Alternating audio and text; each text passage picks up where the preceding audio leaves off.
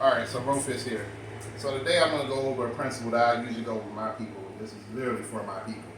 Alright, so this is a rule in Wing Chun. It's also a rule in Rofist, and we just reword it differently.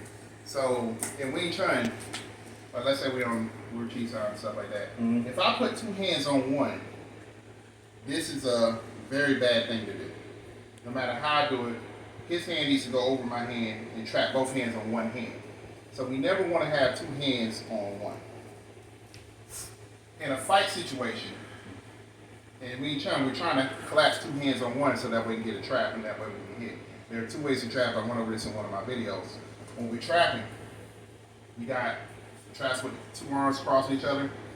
You got the trap on the body. So I'm going to do it on this side so you can see it. Trap on the body. So that would be his arm is touching his body.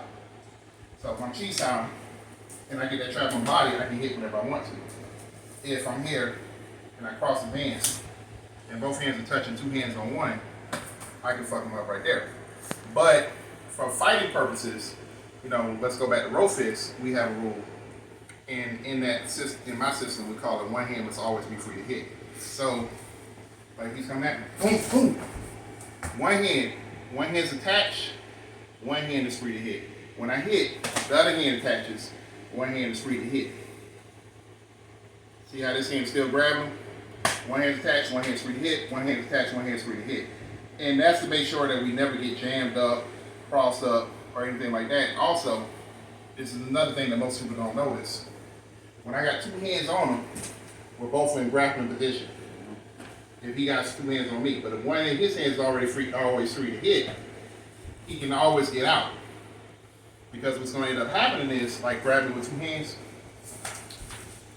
one hand's around him, one hand can go here, one hand go here, one hand go here, one hand go here. It's just so much shit that this one hand can do because it's free to hit. So he grabs me, one hand, free to hit. Both hands are right here. I pull one hand off just so I can fuck him up, hit him. I'm always fucking you up, so you can do something. That's good. So, right here, one hand's free to hit. Boom. Boom. Break the body down. Alright. That's cool. But yeah, one hand has to always be free to hit, and that makes sure that one hand is not able to be trapped. So from Wing Chun standpoint, or it'll be like this. The punch. Boom.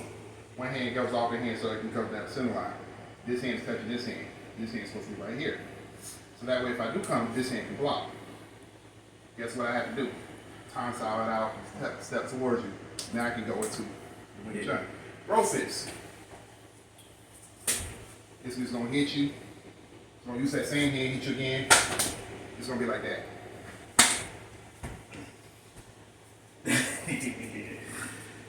So Rofist is highly influenced by Wing Chun.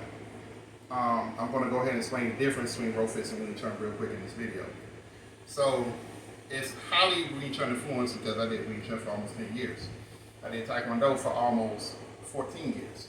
No, I did it for 14 years because I did it for 7. Got out of it when I was about 24. So the math is a little bit off. But instead of doing high kicks like this, boom, instead of doing high kicks like that, we go here, keep all the kicks low so that way we don't have to insinuate so much energy. The Wing Chun part, how we get in. Hands are up. I gotta club these hands so I can get in. The combative part. He's here. I'm like, boom.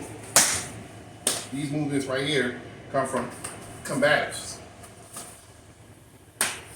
So a lot of the stuff is influenced by 3 different artists. And then, of course, I do have a little bit of jiu-jitsu background. Not a lot. I did jiu-jitsu when I was about 7. It's the first art I ever did. So grappling becomes natural to me. So when he starts grabbing, I know as long as I control the head, I control the body. What did I do? He grabbed me. I flipped his head up. I came back down on that collarbone.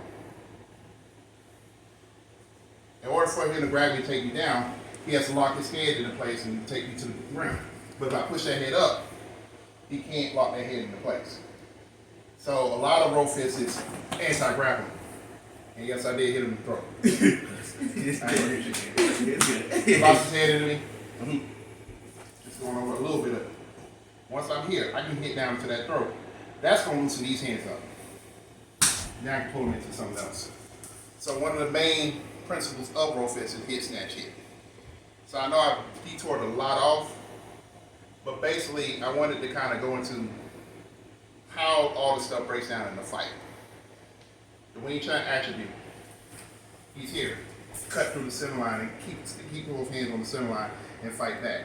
His hands are smart, they come start trapping. I learned how to chop his hands off center line with my forearms and drive them off center line to the point where his hand is over here, my hand is on center line. Boom. Now I start striking straight down center line. The kicks. Low line kicks. When he kicks, I block his kick with a kick. Kick the other leg. And as I'm kicking, my foot falls forward so I can keep going forward. The combatives. Fucked up attitude. Yeah.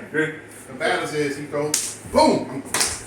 He's gonna come into and destroy him every single time I touch him. That's the combative part. I'll ground stitch, boom! And just really just fuck him up to the point where he's like, oh God, please, help me. Like, no, Richard came to me. But anyway, Rofist. Josh,